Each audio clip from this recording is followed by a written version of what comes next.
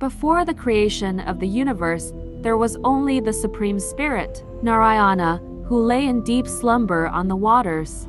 From his navel sprang a lotus, on which Brahma, the creator, was born. Brahma then created the worlds, the gods, the demons, and the ancestors. Among his creations were the Prajapatis, the progenitors of all living beings.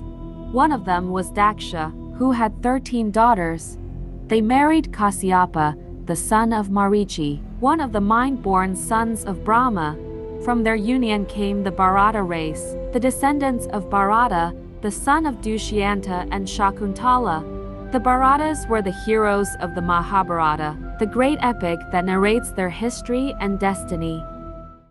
The Kurus were the descendants of King Bharata, who ruled over a vast territory in northern India.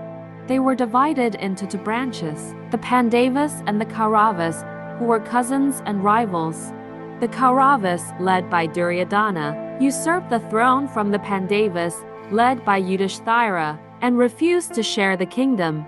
This led to the Kurukshetra war, a devastating conflict that ended the Kuru dynasty. The Pandavas and Kauravas were the sons of Pandu and Dhritarashtra, the two brothers who ruled Hastinapura. They grew up together in the palace, learning the skills of warfare, politics, and spirituality from their guru, Dronakarya. They also competed with each other in various games and sports, especially archery, in which Arjuna and Karna excelled. The childhood of the princes was full of fun and adventure, but also of rivalry and jealousy, which would later lead to their downfall.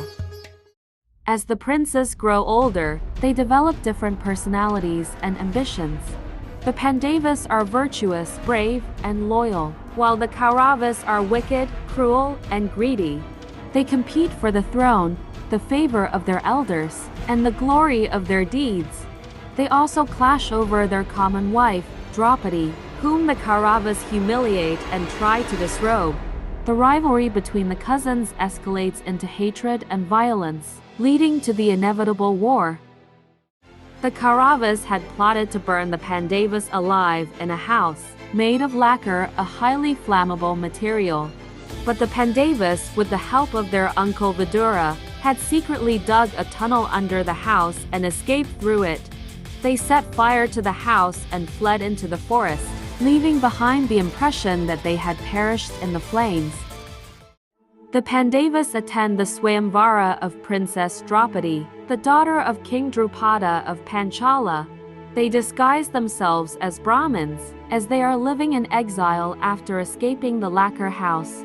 The Swayamvara is a contest of archery, where the suitors have to pierce the eye of a fish on a revolving wheel, looking only at its reflection in a water pot. Draupadi watches the proceedings with keen interest, hoping to find her true husband among the princes. Arjuna wins Draupadi's hand in marriage. He succeeds in the difficult task of piercing the eye of a fish on a revolving wheel, looking only at its reflection in a water pot. He impresses Draupadi, who had secretly wished for him as her husband. She smiles at him with admiration and affection, and garlands him as her chosen one. After winning Draupadi's hand in marriage, Arjuna and his brothers returned to their mother Kunti, who was waiting for them in their hut. They greeted her with joy and respect, and told her that they had brought a gift for her. Kunti, without looking, said that whatever they had brought, they should share it equally among themselves. To her shock, she then saw Draupadi, the beautiful princess, standing before her. She realized her mistake, but it was too late. The Pandavas had to obey their mother's word, and Draupadi became the wife of all 5 brothers. After the Pandavas escaped the lacquer house, they were given half of the Kuru kingdom by Dhritarashtra. However, the land they received was barren and desolate, known as Kandavaprasha. With the help of Krishna and the fire god Agni, they cleared the forest and built a magnificent city, named Indraprastha, meaning the city of Indra. Indraprastha became the capital of the Pandavas, and a symbol of their prosperity and power. Yudhishthira, the eldest Pandava and the king of Indraprastha, was invited by his cousin Duryodhana, the eldest Kaurava, and the king of Hastinapura to a game of dice. The game was rigged by Shakuni, Duryodhana's uncle, who used magic dice that rolled as he wished. Yudhishthira, who was addicted to gambling and bound by his code of honor, accepted the challenge. He played against Shakuni, who cheated and won every round. Yudhishthira lost everything he had: his wealth, his kingdom, his brothers, his wife, and even himself. He was reduced to a slave, along with his family, and humiliated by the Kauravas in front of the whole assembly. Draupadi, the wife of the Pandavas, was dragged into the court by Dushasana, who tried to disrobe her in front of everyone. She prayed to Krishna, who saved her honor by making her sari endless. She cursed the Kauravas for their wickedness, and vowed to wash her hair with Dushasana's blood. She demanded justice for herself and her husbands, and ignited the fire of war.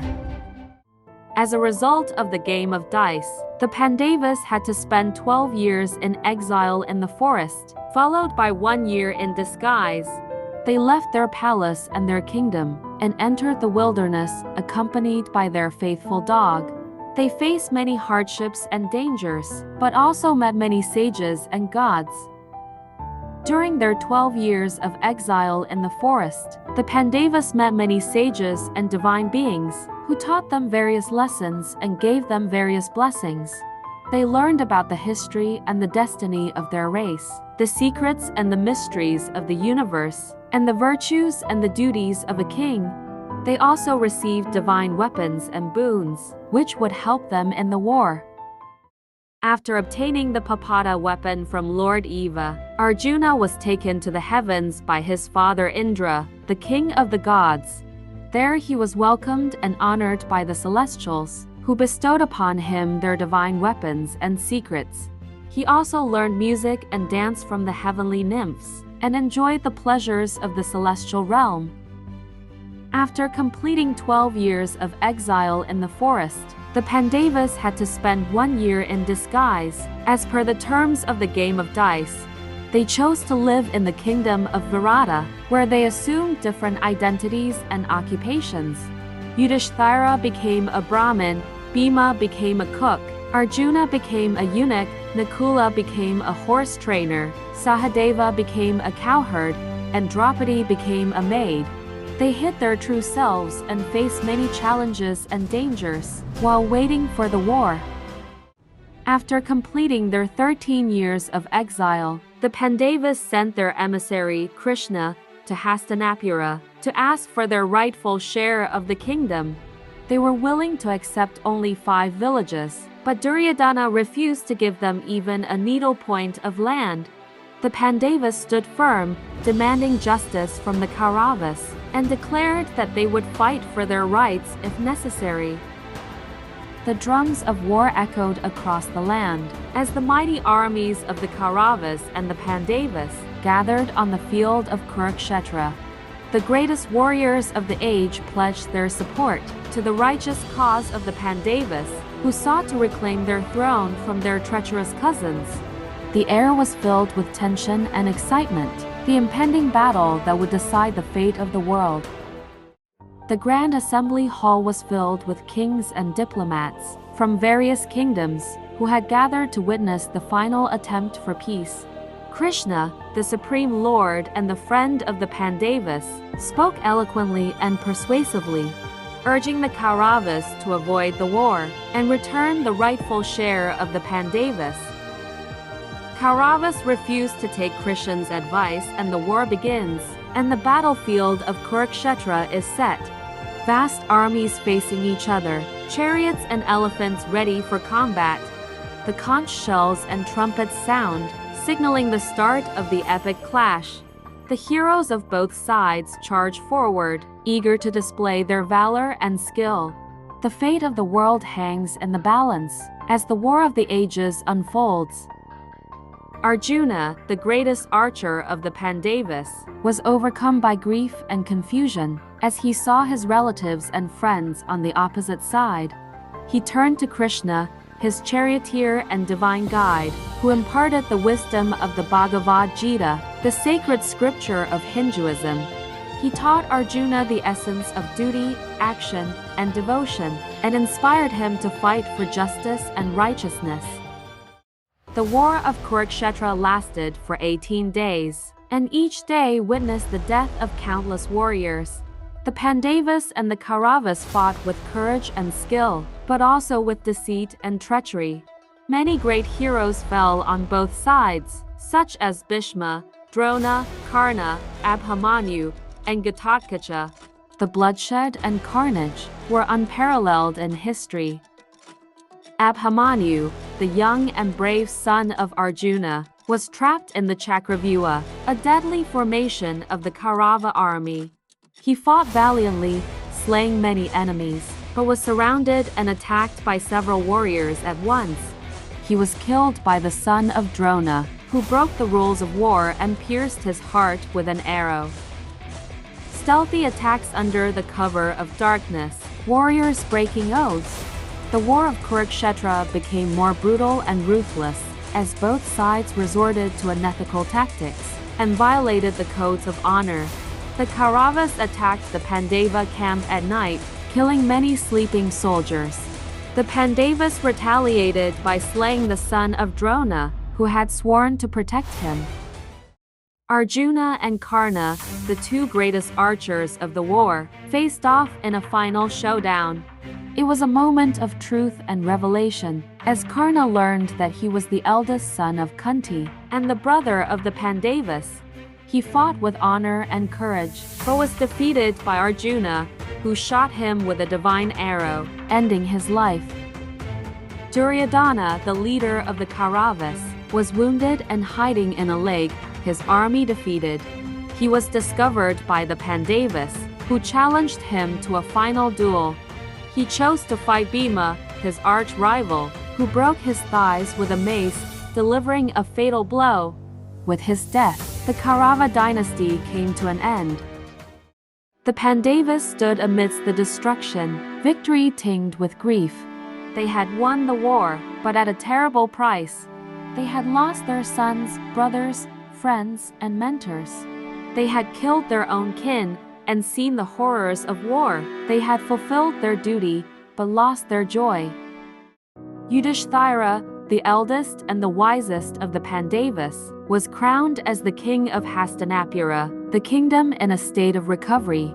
He ruled with justice and compassion, following the principles of Dharma, the cosmic order.